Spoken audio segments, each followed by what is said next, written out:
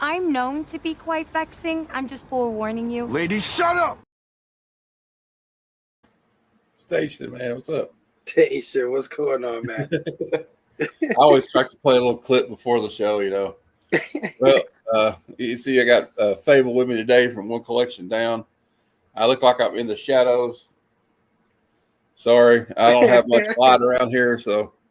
I think I might like that right there. That's pretty cool. I might use something like that for the Horror Fest. Yeah, it was a dark and stormy night. All right. Then you found out he had a hook for a hand. All right. Well, anyway, it's just that there's no natural light because we're on the side of a hill in the new house, so that you can see the sun, but it just comes down the hill through the trees. So it doesn't do any good to, I don't know. It's better like when the sun goes down around here. But anyway, we're going to be talking about a movie that I always loved. This is probably my favorite one out of all four that Christopher Reeves did. This is Superman 2. Of course, that's what we're talking about today. Kind of a little controversy. Like there was a lot of drama behind the scenes about this movie. You know, I did a lot of research on it this morning. Some stuff I didn't even realize. Like some of the people in the original movie, when they fired Richard Donner, refused to come back. Yeah. So it's kind of interesting. But we got a Nerdy Geek in the house. I pinned the trailer in the chat if anybody's interested. And I don't know why this keeps showing up. Like when somebody becomes a channel member, it always shows up in the next live stream. But we'll highlight Drew here because he also gifted like 5 memberships.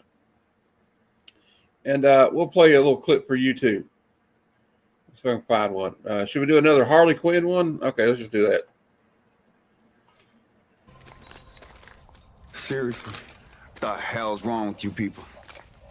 We're bad guys. It's what we do. Bad guys.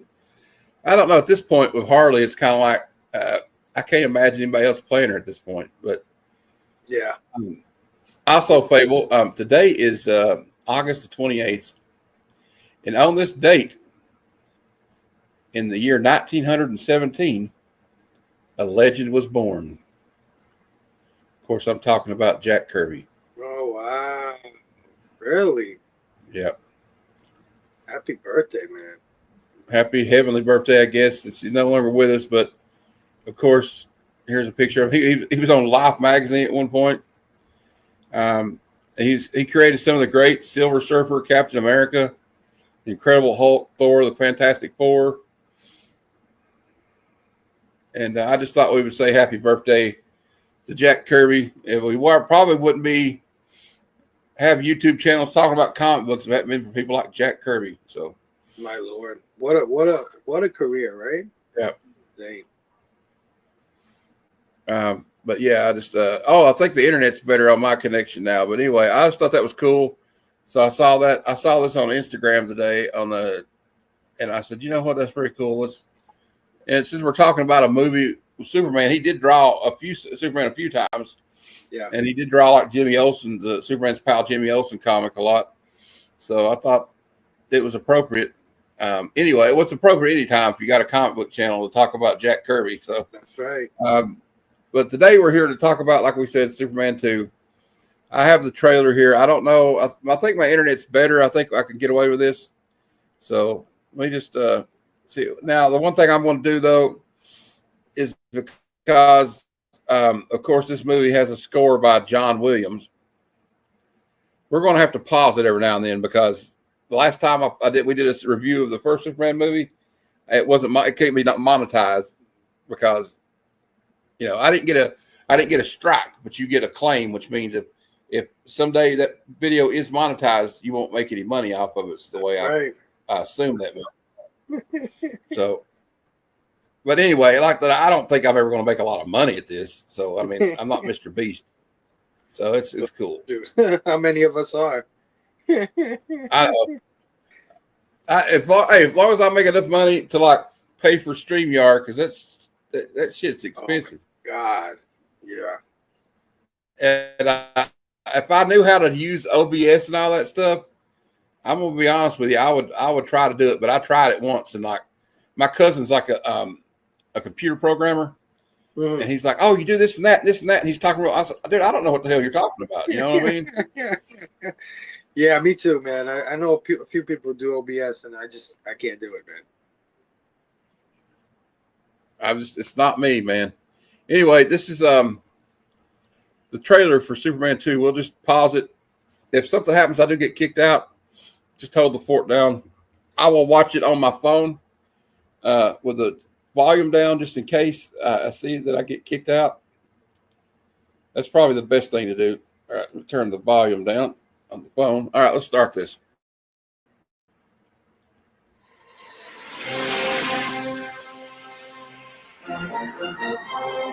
All right, so we'll pause it just a minute because the music. Superman 2. The adventure continues. With You see Terrence stamp Sarah Douglas, and I can't remember the other guy's name. I think he was a former pro wrestler, and he looks like he was a wrestler. They come back and they got a more of a role in this one, right, Fable? Yeah, pretty sure it was always planned this way. It's supposed to be, I think, one film, but they cut it down. Yeah, they were shooting 2 films at the same time, but they kind of has a behind the scenes complications, as you'll find out later when I share the Wikipedia page. Right. Each one with the same powers as Superman. Each one dedicated to violence. Also, you know what? For a 1980 movie, I know this is a lot of miniature work, but it's pretty good special effects, I guess, for 1980. Yeah, pretty decent for sure. Against mankind. Yeah. Think of it. 3 super villains. Or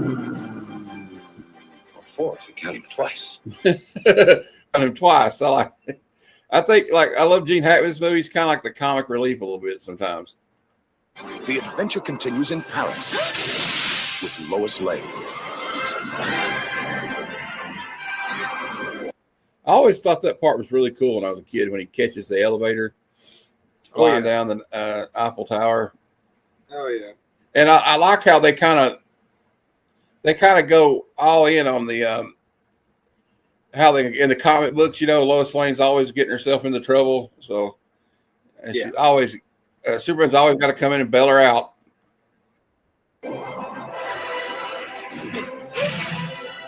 I believe this is your floor. And the romance And the way Christopher Reeves, I can't get over that.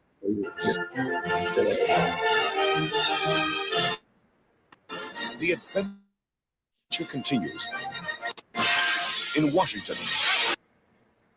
Then they break into the White House. Yeah, I'm going to quit playing it because they're going to play this damn song all the way through. It's not a stupid song, but all right. Well, we'll keep going. We'll try to.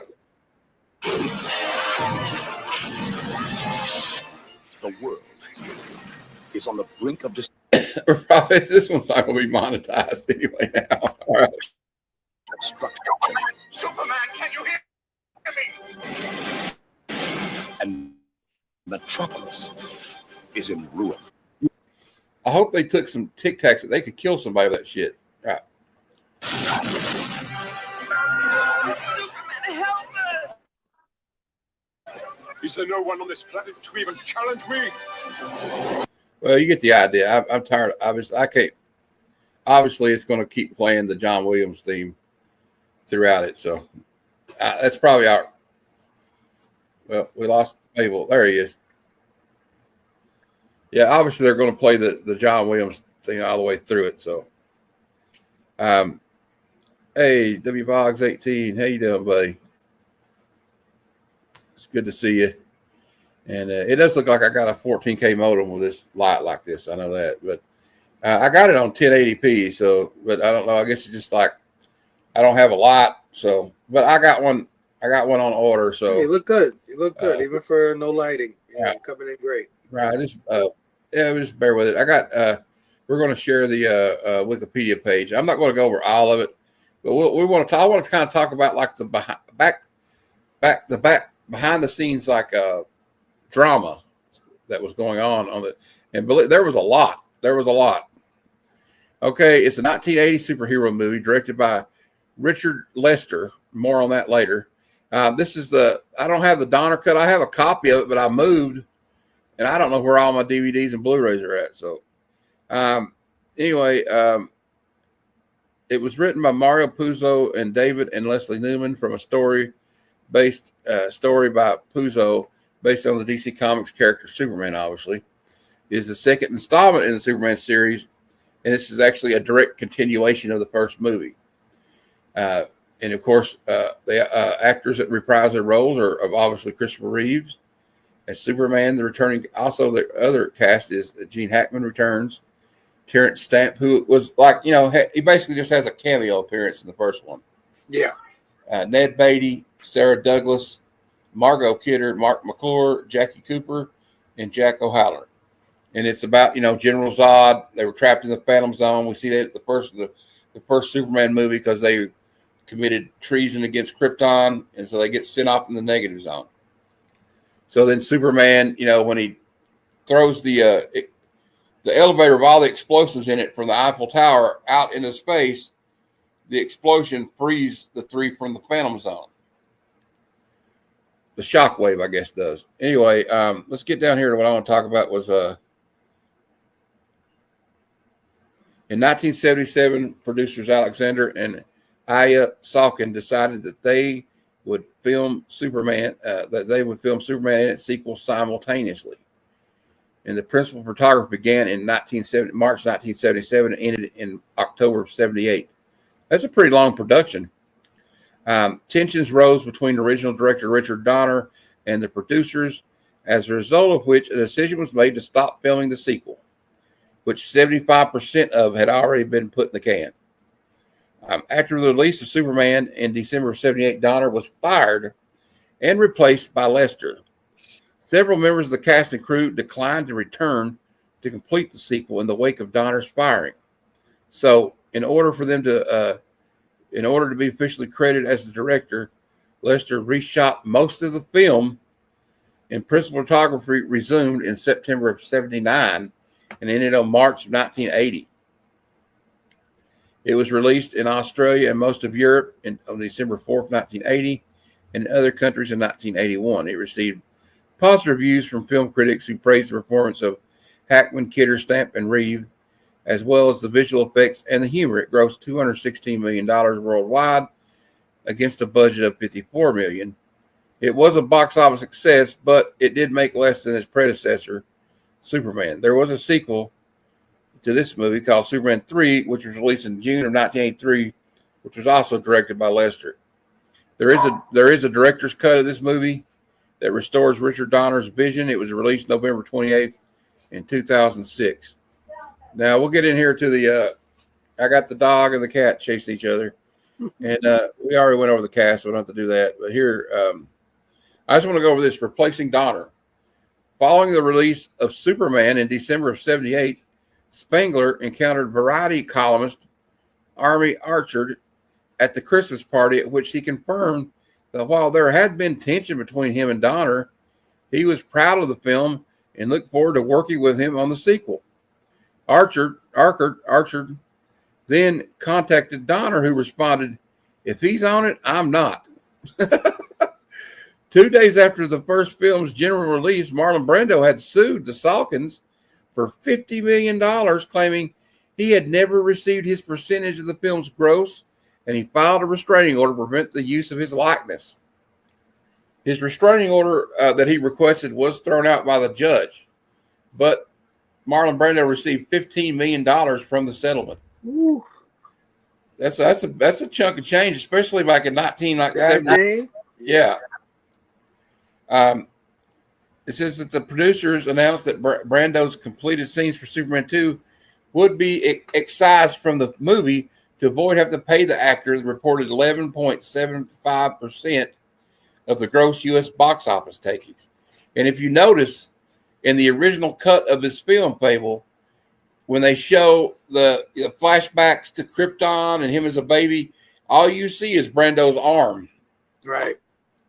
And they probably used another actor to do that. Because that was probably an expensive arm if it had been Brando's. Salkin also claimed that Brando was removed due to creative differences, in which he suggested to his father, what if it's the mother instead? She talks about love to her son. So the scene where that Brando was supposed to be the one that talked to his son about how he wanted to be immortal and all that in the movie, because in the movie, Superman decides he's in love with Lois Lane. He don't want to be Superman. He wants to be with her. But they said, well, let's just have the mother do it. We don't have to pay Brando 11% of the gross. Also, it said, though, that Donner publicly lambasted that decision. And when she told Variety, that means no games. They have to want me to do it. It has to be on my terms, and I don't mean financially. I mean control-wise. So Donner had become unavailable because he was promoting Superman in Europe. The Salkins approached Guy Hamilton to take over directorial reins of Superman 2, since Lester was filming the movie Cuba at the same time. Hamilton was unavailable, but by the time Superman 2 was ready to begin filming, Lester had already completed Cuba and was available to direct the film. So on March 15th of 1979, the Salkins decided to replace Donner with Lester.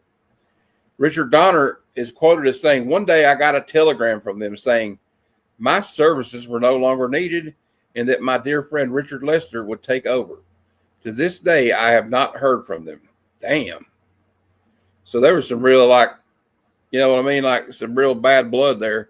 Aya Salkin countered. Dick Donner said, "I will do the second movie on my terms without Pierre Spangler. Spangler was my friend since childhood, and my father and I were very loyal guys. We said no, and it really boiled down to that."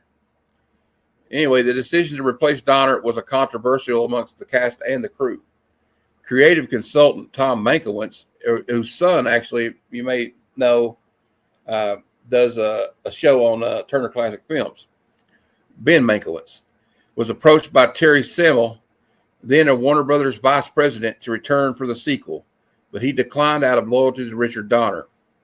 Mankiewicz recounted, "I have a lot of respect for Lester. Friendship is more important than anything, and Dick Donner brought me in on the picture, and my loyalty is with him. I couldn't believe that they fired him." Editor Stuart Baird also declined to return for the sequel, and Gene Hackman declined to return for reshoots, which necessitated the use of a body double and a voice impersonator for several scenes. Yep. I did not know that. Yeah. The Fortress of Solitude stuff where they're there with the three guys. Yeah, a lot of that is body doubles and voiceover.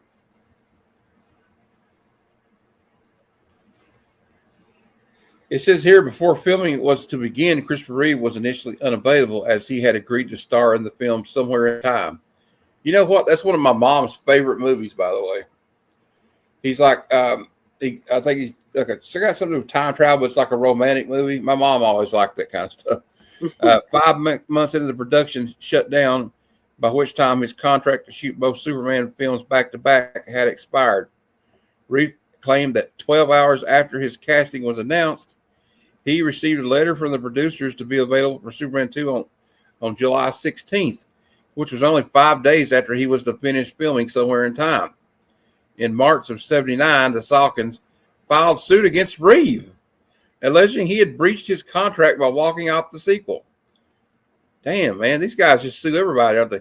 Furthermore, Reeve had reservations with Lester and Newman's script following the departure of Richard Donner. During the renegotiation of his contract, Reeve agreed to the financial terms, but demanded more artistic control. And they started filming at Pine. They filmed this one. They filmed them both in Pinewood Studios in England. And if you remember, England, Pinewood is where they filmed Star Wars. Yeah. They also filmed Aliens there. Brian LCS is here. Hey, Brian. Hey, Brian. I didn't see you there. I was, but there's been a lot. I think also Full Metal Jacket was filmed on Pinewood Studios. Oh yeah, it's a very famous studio. Yeah, for sure. I know that James Cameron, for my last episode of Good Cinema, we were talking about aliens, and James Cameron had a real problem with the way they ran things there because they always were breaking. They had like mandatory tea times, and he actually said, "I will never film there again," and he never had. So I guess it's not for everybody. Yeah. And I'll tell you more to come on that because there's a funny thing about it being filmed at Pinewood with the way they cast extras in these films. It says, so due to budgetary reasons, the actors being unavailable, key scenes filmed by Donner were added to the final film. Since the Lester footage was shot 2 years later, continuity errors are present in the physique and styling of stars Margot Kidder and Christopher Reeve. In Donner's footage, Reeve appears less bulked as he was still gaining muscle for the part. Kidder also has dramatic changes throughout. In the montage of Lester Donner material shot inside the Daily Planet and at the Fortress of Solitude near the movie's conclusion, her hairstyle, hair color, and even makeup are all inconsistent. Kidder's physical appearance in the Lester footage is noticeably different during the scenes shot for Donner. Yeah. She appears slender, whereas in the Lester footage, she looks thinner.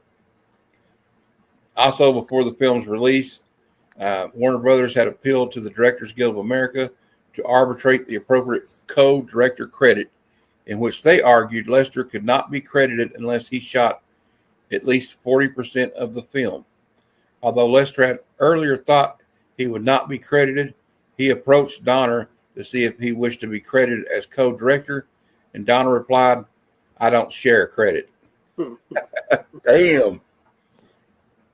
Can you imagine this film coming out? What was it, 1978, the original? Yeah, and then 1980s when the second one was released. Can you imagine that film coming out and having the success that it has and all the fans and the children? And then the whole time while all of this success is happening, Marlon Brando's pissed, Christopher Reeve is pissed. They're suing it. Brando's putting restraining orders against fucking people. Everybody's fighting. And then taking off. And then the producers are suing the star of the movie. And then your second highest billed actor in the film says, "I'm not coming back and doing fucking reshoots." That would be kind of like, imagine Avengers Endgame.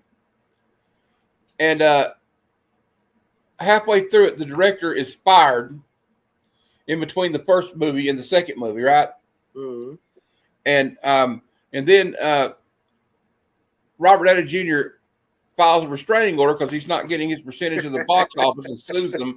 And then imagine if Kevin Feige then turned around and sued, like, say, Chris Evans for breach of contract. Right. Can you imagine, like, the internet? Can you imagine what would happen on the internet if that shit happened today? Yeah, we'd know about it right away. Everybody, there would be like 1,000 like YouTubers like streaming about, "I'm telling you what, man, Kevin Feige's trying to screw over Robert Downey Jr. and Chris Evans." Screw Disney. But these guys, I mean, they got their just desserts later, man. It looks like they interfered so much to the point where it killed them in the end. Yeah, I mean, and you know what? This is like, people act like this is something new. Like, you know how they're like, "Oh, they did reshoots for Captain America: Brave New World," or "I heard this and that." This shit's been going on in Hollywood for years. Like, as you can tell from this, like, there's always some kind of drama. Like, the thing is, you run into a lot of times with these producers and these studios, if they can chisel as much money away from you know what, if they can renege on something, they'll try to. Oh yeah. And this is not nothing new. I think remember Scarlett Johansson, was it like a few years ago? She had a problem with Marvel not giving her like her proper producer points or whatever. So it's nothing new. That happens a lot more than people think it does, I think. But now it's more, we're more aware of it because of the internet. Yeah, it's and out stuff there. Gets leaked out. Back then, if you wanted news about Hollywood, it's either Entertainment Tonight on TV. I don't know if even Entertainment Tonight was a thing in 1980, but or you had to read Variety or the Hollywood Reporter. Yeah. And a lot of people that civilians, as we say, like me and you, we still don't read the Hollywood. I think the only people that read the Hollywood Reporter and Variety are actually in the industry. I mean, unless you go to a big newsstand somewhere or like a big place, like I can't go to Walgreens and see the Variety magazine. So, but yeah, I didn't know about any of this drama till well after this movie came out. Me either. 20, 30 years at least. Me either. But you know what? At least it didn't really. The film didn't suffer for it. There are some continuity errors where they went and reshot it. But it seems like they just reshot it just out of spite. Even though Donner, I mean, they reshot it. I think it's just a lot of clever editing too. I think I think they used a lot of that footage. Just they did Donner's footage, for sure. Because they try to pump up Lester's numbers just so that it could be official. Like, he's the director. But I think they use plenty of Donner stuff. Yeah. Also, there's something weird about this movie that I forgot about, but when I was rewatching this morning, why is there a Marlboro truck and there's an ad for Cutty Sark? Okay, kids, remember to smoke your Marlboro Reds and drink some liquor. And, they didn't give a shit back then, bro. No, look here. It's totally a Marlboro truck. Product placement, baby. You got to pay for I know it was like smoke. But like, you know what? I love the cast though. Like, one of the reasons I wanted to do this movie was Terrence Stamp, who was also in one of my favorite movies from the 90s called The Limey. The Limey, yeah. Have you seen that one where his daughter is murdered and he goes to LA and he just starts? Yeah, we reviewed it over on Pop Culture Philosophers a few months ago. That's a good movie. I didn't know that. You did review it a few months. That's cool. We did The Limey, yeah. And he was a classically trained actor from London. But my mom said, he was a pretty good looking dude back in the day too. I was like, yeah, I guess, I'll give him that. But I like although, if you look at their costumes now in modern times, it kind of looks like they were in ABBA or something. But still, it's still cool. Like, I like this. There's a lot of, and I got a few behind the scenes things. I like to show a couple of behind the scenes shots, There's Margot Kidder and Christopher Reeve. I think they're in Niagara Falls there. And here we got, I don't know who the guy on the left is. Is that, that's his stunt double. Right. There's Gene Hackman's stunt double. There's Gene Hackman. There's, I think, Richard Donner. I don't know if that's Donner or, and there's the scene where Sarah Douglas, hurts Lois Lane. And there we go with that. There's Brent. There's Hackman pointing at something. Here's Hackman in the set for the Oval Office with his feet propped up. Yeah. I just like looking at some of these behind the scenes photos. Here they are again at Niagara Falls. I just like behind the scenes stuff. Like, here they are, add makeup to him. And of course, in normal Christopher Reeve fashion, he's over there talking to the fans because he was always a man of the people, so to speak, when it came to Superman.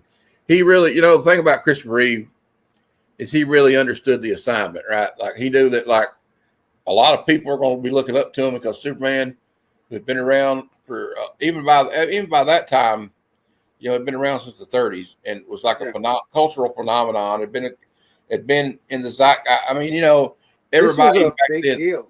Everybody knows who Superman is. So there's Big Jeff. Hey, Jeff. Hey. Okay, see you, but I know you're there. Have you watched the Beverly Hills Bullies original series? They would have cigarette ads right before the show. Yeah.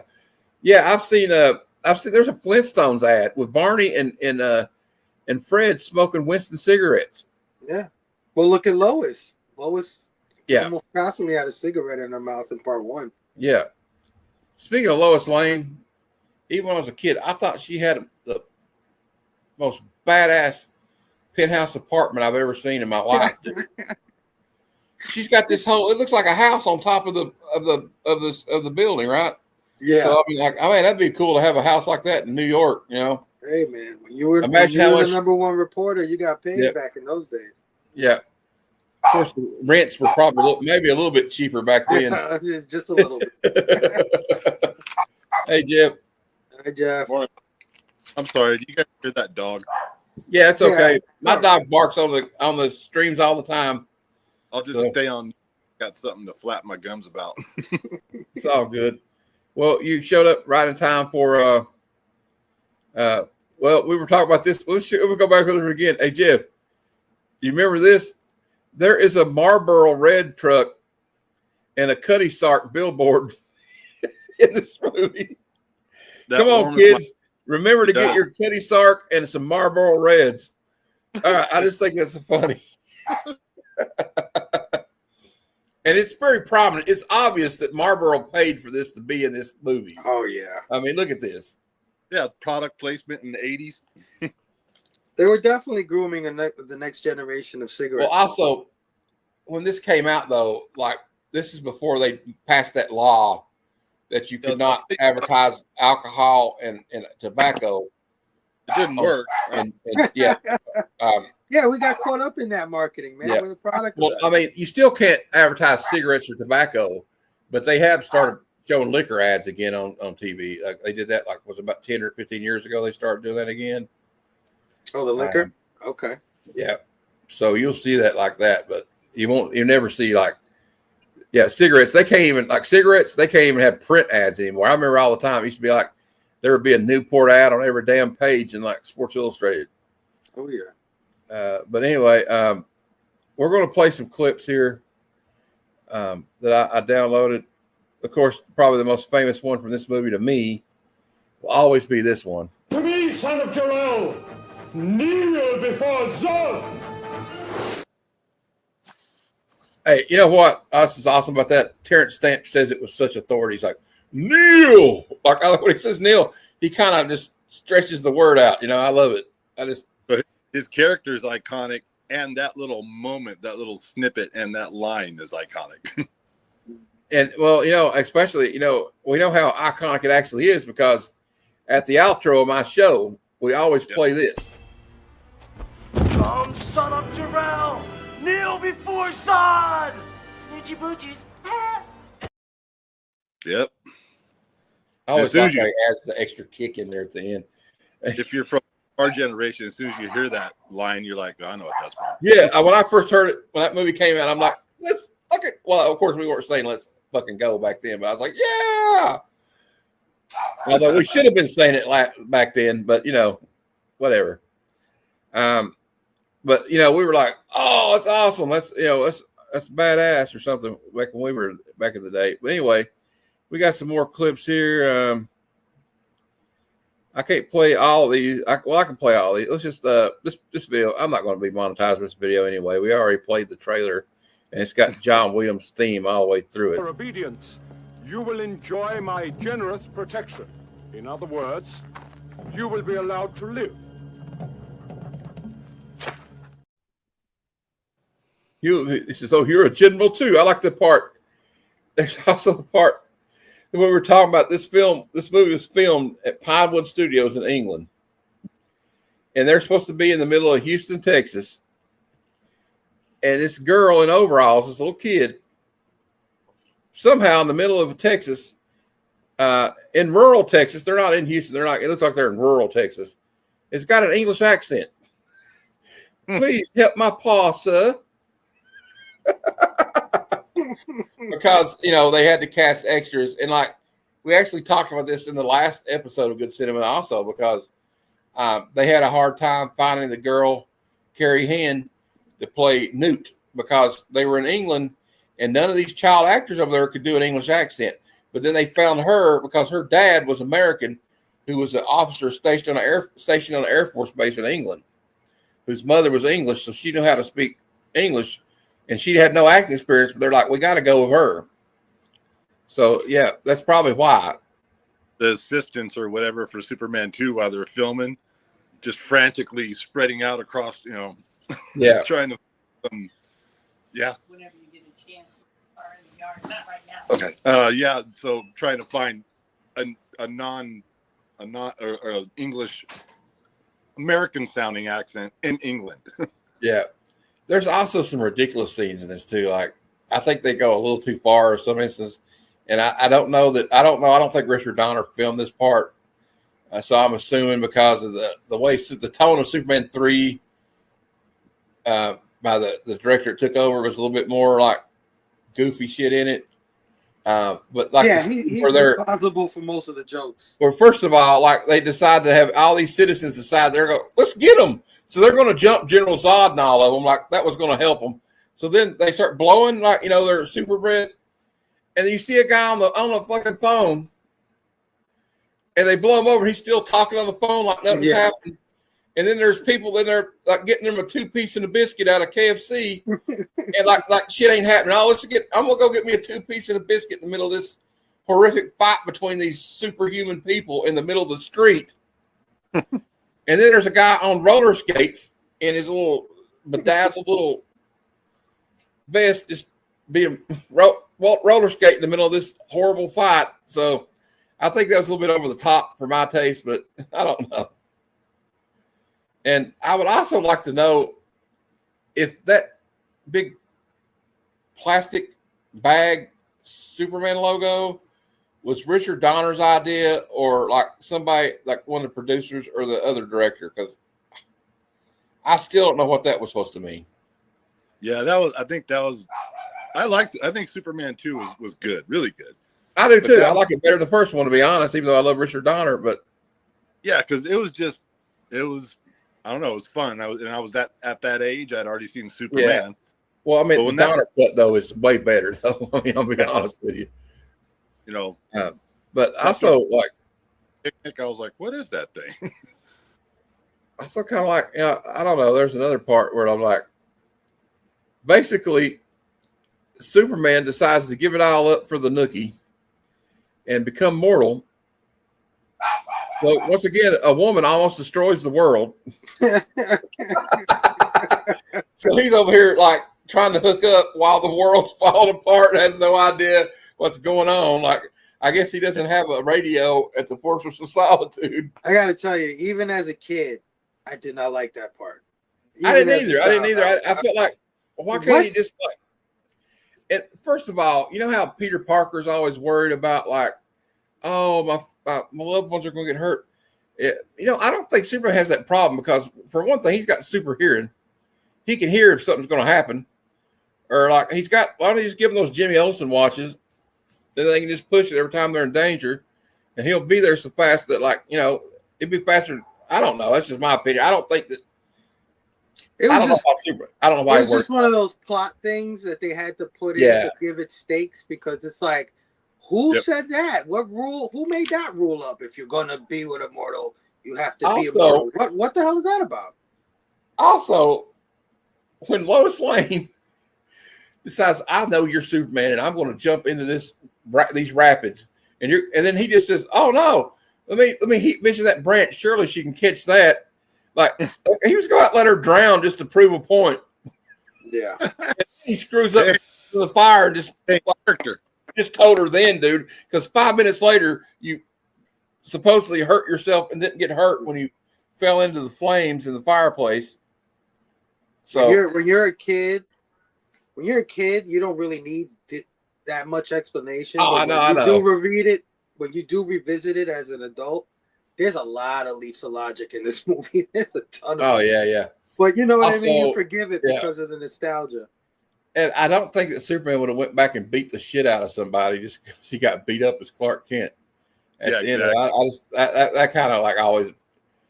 When I was a kid, that didn't bother me though. You're like, yeah, kick his ass, Superman. That for all the teenagers and 20-year-olds. Yeah, well, I mean, when you learn more about like the kind of person Superman is, I don't think he might have like messed with him, but I don't know if he would have like beat the crap out of him like that. Had a character, because Superman's always afraid he's going to kill somebody when it's like a normal person. Like, there's a good scene in the Justice League Unlimited animated show where he's the end of it and Darkseid comes back and he's having to face him down He goes, you know what? He tells Darkseid, he goes, most of the time I'm holding back so I don't kill somebody, but you can take it, can't you, big guy? He says, now I don't have to hold back. And he just starts wailing on him. So, like, because Superman can punch, if he punched one of us, his fist would go right through our head. Right. But anyway, I got some more clips here. I just love talking about this movie, but this one's just, I love the comic relief by Gene Hackman in this movie. He's talking to Miss Tessmacher. She's like, they're at the Fortress of Solitude. She says something about, I like trees. I like trees. So does your average Cocker Spaniel. Give me another one. No, big. So does your average Cocker Spaniel. I don't know if this is this. I don't know these clips. I don't know which ones they are, but we'll just play them. I just like playing clips. That's an excuse. You really better talk. I'm listening. We can't talk here. Perry's going to be calling about 65. What I like about those scenes is, a lot of people are like, oh, it's, when I was a kid, I'm like, oh, we got to go through the mushy scene again. But like, when you look back at it, you're like, they had such great chemistry together. You almost would believe they were actually in love, the way they interact with each other in the film, I thought. Look, Library says, I like trees too. So does the average Cocker Spaniel. All right. Anyway, I just wanted to say that again. All right. Now we got, this is the one where Ursa's like, oh, look, how cute. They have to have machines to fly around. Look, they need machines to fly. What bravery! Be nice to them, my dear. Blow them a kiss. Yeah, she blows him a kiss. I don't know if I want to be kissed like that, but I remember being a kid in the, watching that movie. I remember thinking, why is her hair messed up? Yeah. Oh, there's another part of this movie I have a problem. It's kind of a continuity problem to me. So he tells his mother, I'm in love with this woman. I don't want to be, I want to be mortal. So she tells him, when you go on this machine, you can't reverse it. But miraculously, due to Hollywood magic, he goes back and goes, wait a minute. Oh, wait, you know what? Actually, I'm going to throw the reverse Uno card, and I can reverse it now all of a sudden. Because as soon as it was convenient to reverse it, he could do it. But that's just normal Hollywood stuff, though, usually.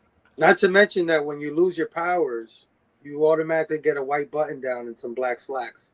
Oh, yeah. I think what happens is, as soon as you go in the booth, the machine's got some kind of AI that orders you some slacks and a suit from J. Crew or LL Bean, and it just shows up at the Fortress of Solitude. You know what I thought too when I was watching it again? He lost his powers, right? And she's like, "Oh, I can't believe you did that for me." He's like, "Of course, I did it for us." And then I'm like, "How the fuck are you gonna get home now? You're in Antarctica." Yeah. How did they get home? Did they have Did they have to call a cab or something, or they get you can't call a travel agent. Uber. Yeah. Also, I always wanted to know about the Fortress of Solitude. Man, does he have any space heaters in there or something? Does that shit get cold? There's not even a fireplace. Gene Hackman saved the day with his line. I like how he had that pimped out bed with I like how he had that pimped out bed with the satin sheets, the silver satin sheets on it in the middle of the Fortress of Solitude. Like, this might not have been the first lady he brought home. I'm just saying. You got sheets like that? Just saying. Hey, you jump in that bed. You know how cold it is at first? Oh. Oh, yeah. And they're like in Antarctica, so damn, that's got to be cold. Like, I don't, unless it was like some kind of like satin from like Krypton, right? And right.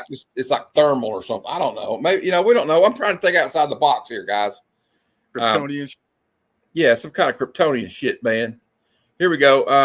And we'll play some more clips. We'll play. The girl's seen Superman in action. Niagara Falls kind of leaves you cold. You know what I mean? Him again, huh? once you go super, you never go back.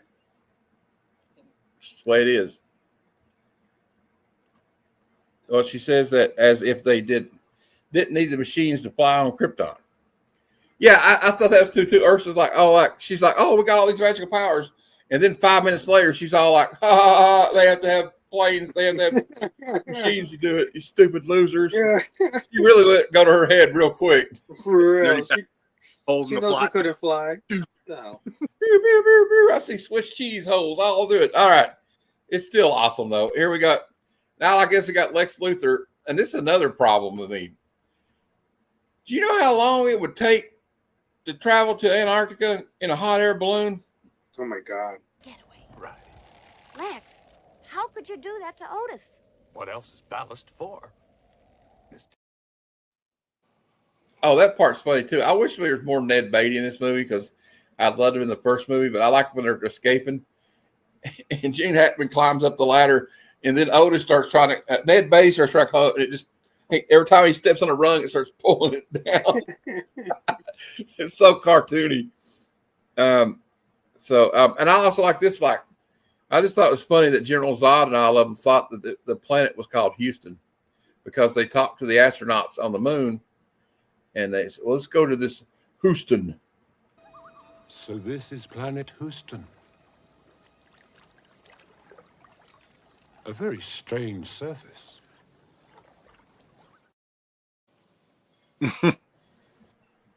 He ain't too smart. You know what I mean? They got water on Krypton. All right. Anyway, also, I'll tell you the part that scared me the most, though, as a kid, was when they show up on the moon. You know, astronauts are just sitting there picking up, collecting moon rocks and doing NASA shit. And here this woman just walks up and rips his suit, kills him. And then they're just like shot putting dudes into space. That scared me as a kid. I was like, oh, man. And then the guy takes off. Like, also, they actually kill people in this movie. Like, some of these movies don't really show a lot, but I mean, they don't show a lot of blood. But like as a kid, you're like, oh shit, they just killed the astronauts.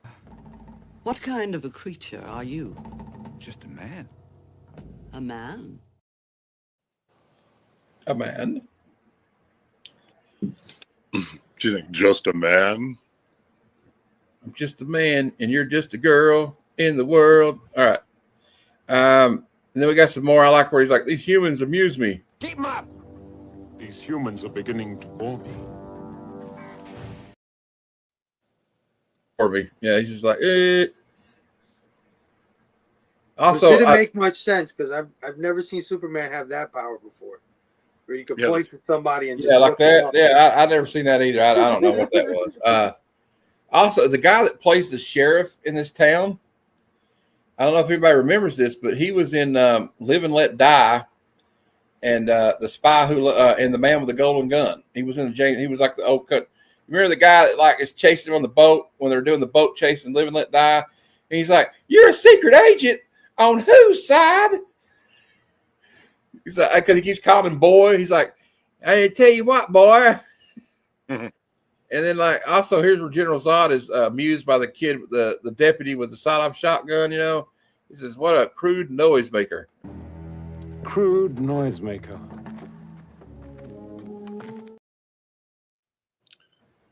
What was the big guy, the burly Sasquatch dude's name? Oh, I'll look it up here. I can't remember his name, but he was. Let's look it up because I want to talk about. I think it's Nom, something like that. Doesn't he just grab that? Oh, Nom or like that? Yeah. Yeah, it just goes off in his face. Yeah. I'm trying to find this guy's name here. The guy that General Zod, megalomaniac. No, that ain't him. Anyway, the guy that played him, I can't find it. If somebody could Google it, but he was a professional wrestler, I think, or a boxer, or something, a retired boxer, or something like that. He had that look about him. Nog. Nerdy Geek says his name is Nog. Yeah, it's something like, I knew it was an N, Nog or something like that. Eggnog. Yeah, that name fit.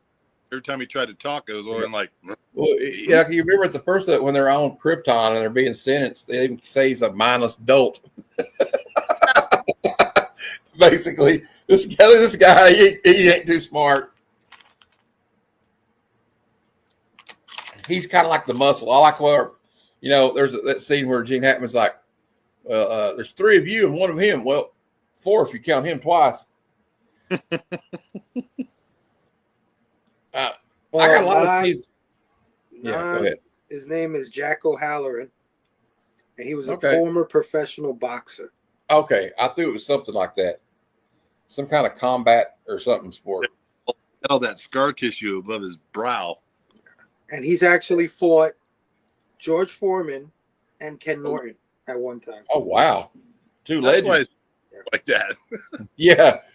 George Foreman just hit him with them pork chops, son. With them ham bones. Wow. And you know what? George Foreman, you know how we kind of saw him as this old, kind of like fatherly acting guy, like happy-go-lucky. No, George Foreman in the 70s was a mean son of a gun.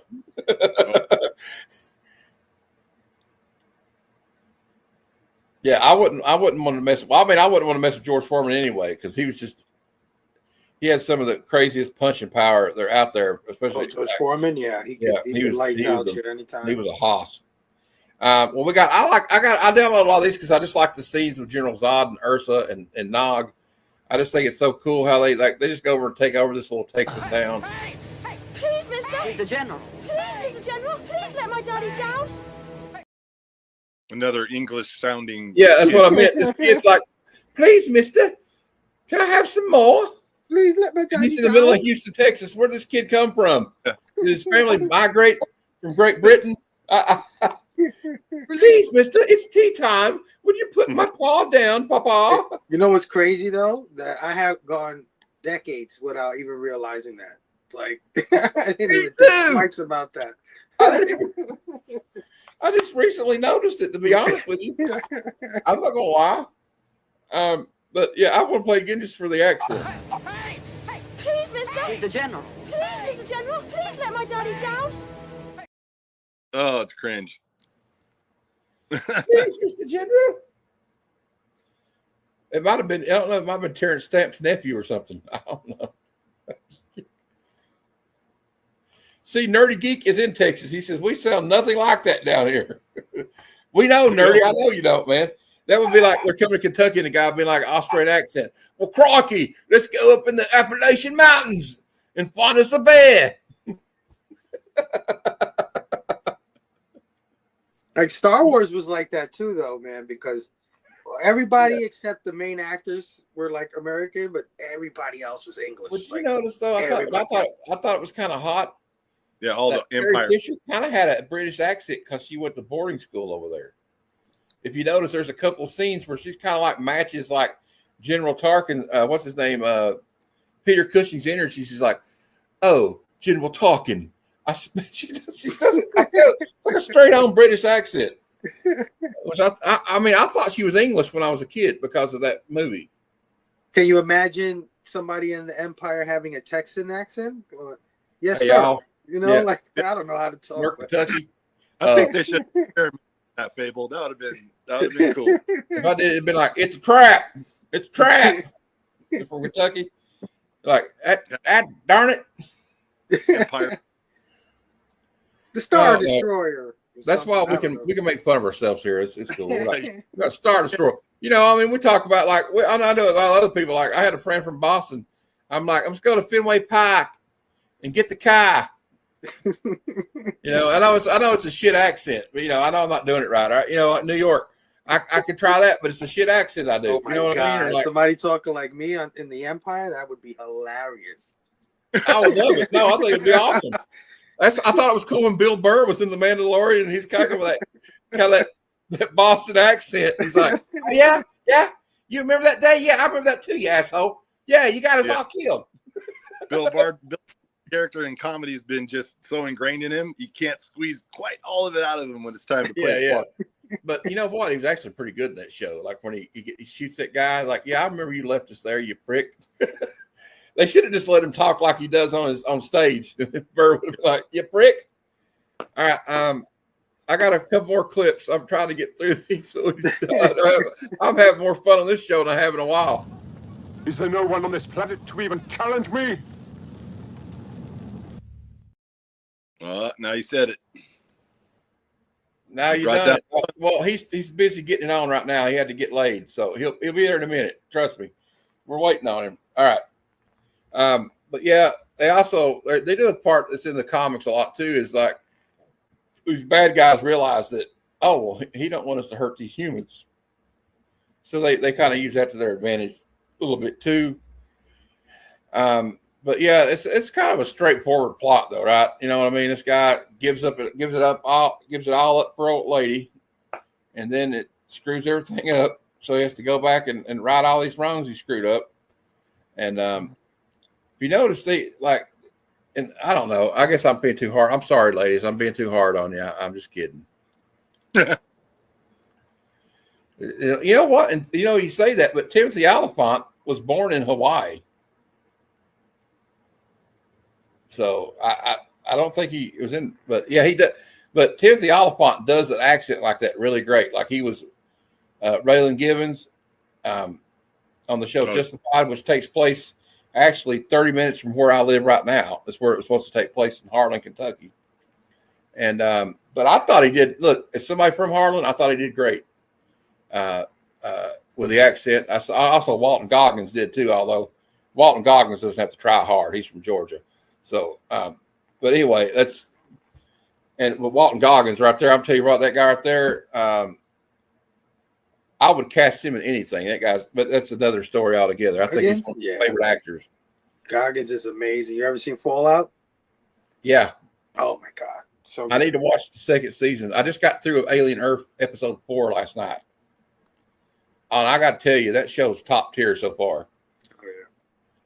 And the songs they play at the end of the episodes, they played a Dio song at the end of episode 1. They played a Tool song at the end of episode 2, and then they played Metallica from the Black song from the Black Album in episode 3, and then in the end of episode 4, damn, who was it again? Jane's Addiction. So you know what it is? It's guys from our guys or gals from our generation finally getting that kind of executive vision, editing power. You know what I mean? And that's like also like I kind of like marked out when in the the Spider-Verse cartoon, they play 3 is the Magic Number by De La Soul, which was one of my favorite hip hop songs growing up. And because if it's somebody else making that decision, like some 19, 20-year-old Hollywood nepotism guy, it ain't gonna be. It might have been like little Nas X or something in it. You never know. Did you see what happened to him? No. He was so high. They saw him in California. He was walking down the street in a pair of white cowboy boots and his tidy whities. Oh my God. And then he stripped down and he was butt naked. And he went to jail for it. He's probably in a little trouble.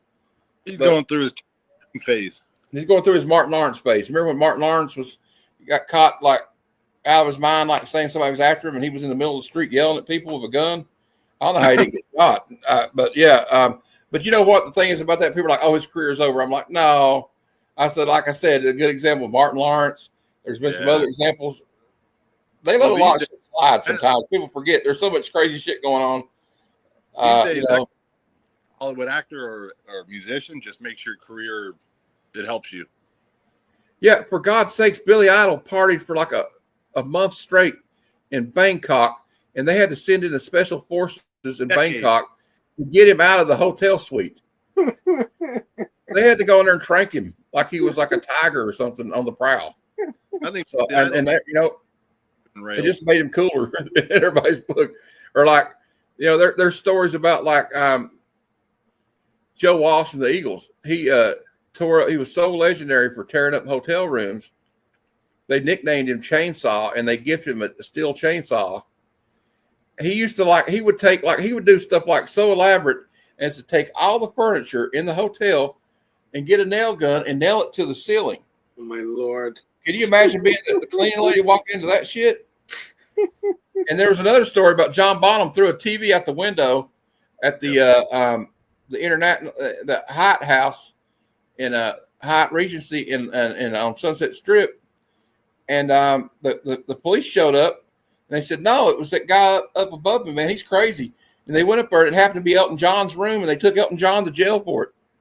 My Lord. That's what you got. I tell my wife all the time about Oliphant being from Hawaii, but being known as a Southerner. Yeah, that's true. That's true. He's doing good in this show now. It's like a replicant. He's a replicant in this show, or not a replicant. I mean, a synthetic replicant is from Blade Runner, obviously. You know what I mean? What an undemanding male this Superman must be. Yeah, and you could use the tuck here and there yourself, sister. Wait! I always like Margot Kidder was kind of like real spunky. You know what I mean? Like she didn't care. This chick was like superpower or not. She's going to run. She's going to tell her what she thinks. And I like the end of it, like when they lose their powers, Lois, she starts throwing her hands, throwing some hands on her, get a little payback. But yeah, I don't know what it was about Ursa though. I guess it was kind of like in a dominatrix kind of way, but I always thought she was kind of hot. I definitely thought she was hot for sure. You didn't quite know what was going on, but you're like, something about her. I think I'd like her to boss me around a little bit. I don't know. I'm just saying. I was young, but she should fall in love with Clark and betray Zod. That would be awesome. We have a bunch of super babies. And then we got, I don't know what this one's from. I think this is where he's like contemplating giving up his powers. If you intend to live your life with a mortal, you must live as a mortal. That's not true. Why would he have to do that? I mean, what rule? Where does that come from? What law is this? I don't know. Where is this rule book? Let me see if I can find the rule book here. Hold on. And Clark looks at Lois. And, sorry, Lois. No, and what's crazy is that his mother, like, she says it too. She's like, "This is the question I was dreading from you for forever." So that means that they premeditated a chamber where they would take away his powers just in case he wanted to like get married. Wow. Isn't that weird? Hey, they thought of every contingency. They even had like a suit of clothes waiting for him. Like he just got out of prison. Here's your new suit. His mom knew that his virgin was gonna find somebody and go dumb. Yeah, exactly. You're right. She was probably like, he's going to do something stupid for this woman, and we can't be responsible for the damage he causes on that planet. Yeah. we got zero liability here on this. We're I'll play this one. I don't know what this clip is. We're just going to play it. Where's your wife, sir? I got her. Don't worry. He's dead. He's dead. Superman is dead. Okay, Tom. Dead, but then these geniuses all pick up like a bunch of sticks and shit, think they're going to attack these people. I'm like, man, you might as well be like that poor old guy in Tiananmen Square stood up against that tank, man. It's going to be no go. Well, we got Sonora. I don't know what this one is. I think this is the I call them the terrible trio, basically. Why not increase his handicap? Since he cares so much for these earth creatures, let us take his favorite. I can't remember what else I saw her in. I've seen her in other movies too. The one that plays Ursula. Oh yeah, she's been in a bunch. You know what was so cool about her too in this movie? How she's collecting all the patches. Oh yeah, she's got like the sheriff's badge and the like a damn Boy Scout. Yeah. Like, that's her sash. She probably even got a Purple Heart somewhere from some general. And that's also like the part where Lex Luthor is like, he says, "Well, no, I could do this to help." He's like, "Lex Luthor, ruler of Australia." You're master of all you survey. So I was yesterday. And the day before. Bored. He's like, "Hey, this shit was too easy, man." You know what though? You thought the U.S. government would have put up a bigger fight than that. These people would come in and took the White House over. They're like, "Nope, that's it. We're sorry. It's yours. You can have it all."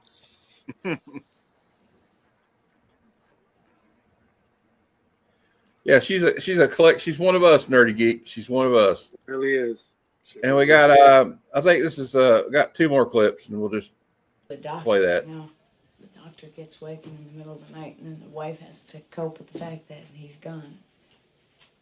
I guess I'm just too selfish.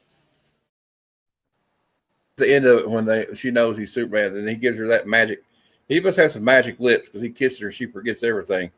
But like, you could tell in that scene. Remember, we were talking about the reshoots earlier. You could tell she looks more gaunt there, like she's lost weight. Right. She may have. I think she had a. I'm not going to speculate, but we, usually when it's something like that, we know it's something to do with. I know she had her demons in real life, so it might have been. She might have been more on. A lot of chemicals in Hollywood. Yes, chemicals. I'll draw his fire with some of my own.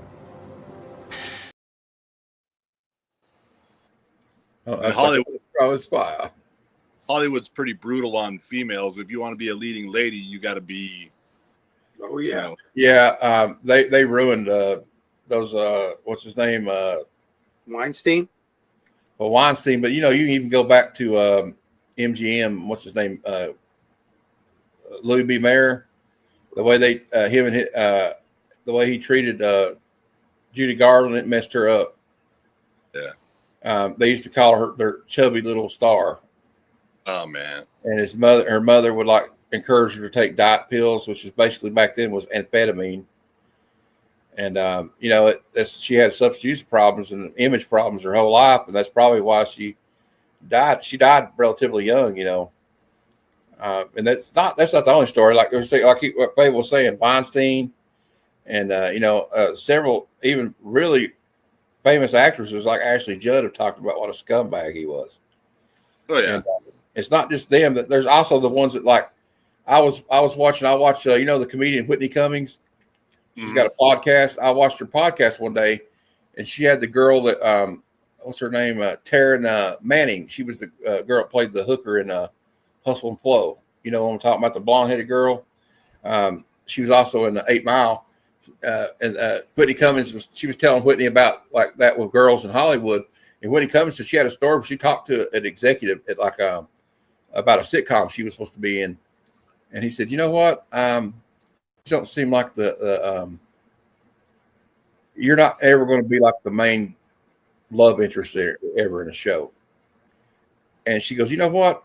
She goes, "You got like 3 chins, and you're over here. But the only reason you think you can talk to me like that because you are in the position you're in." Yeah. It's like what he was talking about. Perez. I mean, Whitney Cummings is a smoke show. I don't know what the fuck he was even talking about, but whatever. You ever heard that one with Rosie Perez? No, I didn't hear that. She's in the White Man Can't Jump movie, and that was a big hit. Yeah. And she told some story about how Weinstein invited her up to the crib, and she thought something else. And I think he answered the door with his underwears and shit like that. Some weird shit. Yep. I think back then, it was probably just like grossly criminal and disgusting, but they all knew that, this is the only way. It's the only way. Yeah. It's so bad that they're like, well, here's a little chunk of my soul, if not all of it. Yeah. Well, they also knew somebody like Weinstein was so powerful that if all he had to do was say a word. Because you got like they ain't getting hired nowhere. Yeah. Like the Nicole Kidman archetype. Well, look at the response Marilyn Monroe got. They didn't see that as acceptable. You know what I mean? Yeah. It's like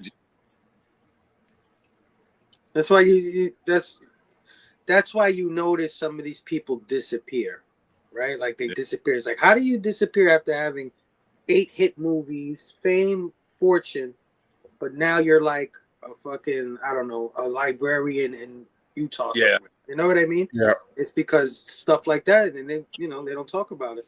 Also, they wanted Marilyn Monroe to like when I read a book about her, and she was not a dumb person. She was a very smart person who liked to read a lot. She was very political and intellectual, but everybody wanted her to be the dumb blonde bombshell. And she knew that's what sold, so she did it, and she did it well. I mean, I'll give her that. She did do it well. But it wrecked her too. Look what they did to her. Look what happened to her. But I mean, hopefully it's getting a little better because of what happened with. I thought it was something. I know some people kind of had a little backlash against the Me Too thing, but I mean, it was about time they did. Like somebody spoke up and they got some of the trash out, but I'm sure it still goes on. Yeah, but anyway, it's just it kind of sucks when you grow up and you find out all this stuff about stuff that went on, like, you know, because there was a lot of movies at Miramax that I thought were great movies, but like then you find out, you know, Kevin Smith, like, and they everybody was afraid of the same thing, but finally when he got in trouble, Kevin Smith said, "No, he's a dick. Never liked him, but we had to deal with him." It happens to the guys too. It's just the guys are more reluctant to speak out. They're aware because they can't afford to lose that any type of perception from the public that they're a strong male, whatever. Yeah. Right. That's why I really applaud like Terry Crews for doing what he did. Mm-hmm. Yeah. Spoke out about them guys trying to mess with him, and also the actor. I think he was in Days Confused, but he's also on the Star Trek Discovery show that kind of spoke up against Kevin Spacey. You know. Yeah. Because you know, kind of find out Kevin Spacey wasn't too good a guy either, apparently. No. Yeah. There's a lot of that shit going on in Hollywood for some reason. Yeah, Nerdy Geek said right. If it can happen to Terry Crews, it can happen to anyone, because I would not. I don't know who. Try it, right? What? I don't know. That guy had some cojones to do that to Terry Crews, because he could break somebody in half. That's all I'm saying. But yeah, everybody, you know, there were some people that made fun of Terry for, but you know what? It can happen to anybody, especially if that person's got a position of power and they can like make you or break you. You know. Yeah. It's hard to say something. But I wanted to before we go, I just wanted we'll reveal next week's Good Cinema, and I hope y'all can come back for that one, because we're going to have fun with next week. I thought we'd have a fun one. Well, this is fun too, but I thought we'd do a funny movie next week. And we're going to do a John Hughes movie. Oh, bro! Nice. Damn. Weird Science. Anthony Michael Hall, Kelly Brock, and a young Robert Downey Jr. is in this movie too. And hey, Jeff will know what I'm saying when I say this. You know who else is in this movie, don't you? Yeah, I sure do. Sir Bill? Julie Aronson, who was in American Ninja. I love that girl. Oh, okay. Aaron, she was in Friday 13th Part 4. Right. I had the biggest, when I tell you the biggest, crush on Kelly LeBrock. Oh my God. I thought she was the hottest thing, smoking this thing, walking the earth. When I found out she got with Steven Seagal, I was like heartbroken. Like, that guy? That guy? Yeah, especially the guy that, you know, that funny story about Steven Seagal. He was trying to be all tough guy around Judo Gene LaBelle. And Judo Gene LaBelle choked him out right in front of his bodyguards. Yep.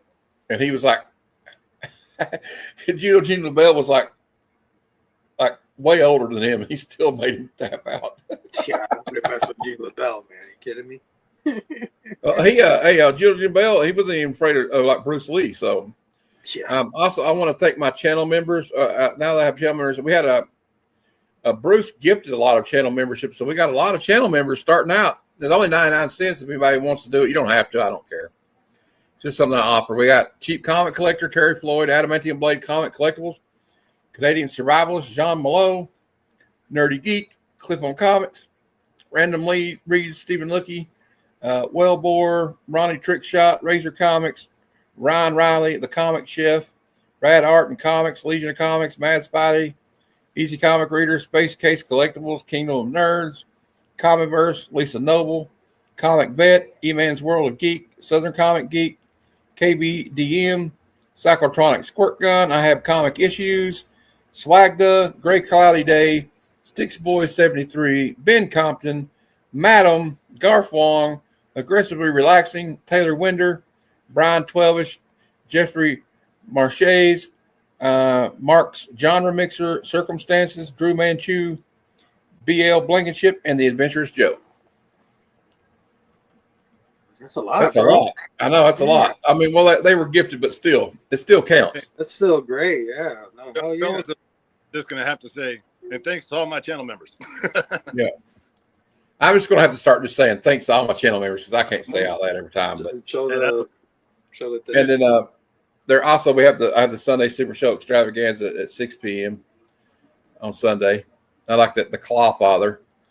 And don't forget on Monday at 12:30 p.m. Eastern, Bad Cinema presents Righting Wrongs, the 1988 Hong Kong film starring the queen of the Scorpion Kick, Cynthia Rothrock. And if you don't know who Cynthia Rothrock is, Google her. She was a badass, and she still is a badass. Yeah. Fable knows what I'm talking about. Me and Fable have kind of the same movie taste. But that's it for the show today. I guess we'll wind it down. Fable, what do you got coming up? I know you got the Horror Fest coming up soon. Yeah.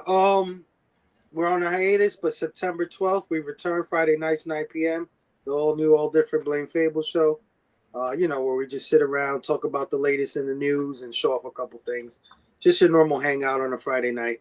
And then in October, every Tuesday night at 9 p.m., every week in October, we're taking part of something called Horror Fest, where we're reviewing horror movies. I got Matt joining me for one of those things. I got a few folks in the community reviewing some horror movies, so can't wait for that to kick off. Yeah, but that's all, down the line.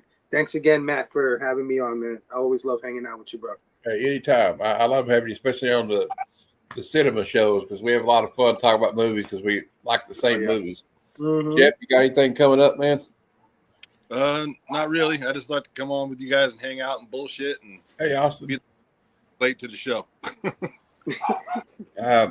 That's okay as long as you showed up. I know it's like on the West Coast, it's like still kind of early, so it's all good, man. Anytime you can show up, I appreciate it. Oh yeah, and guys, I don't know who could make it tonight, but the Comic Lounge is tonight at 7:00. We'll do a little hangout.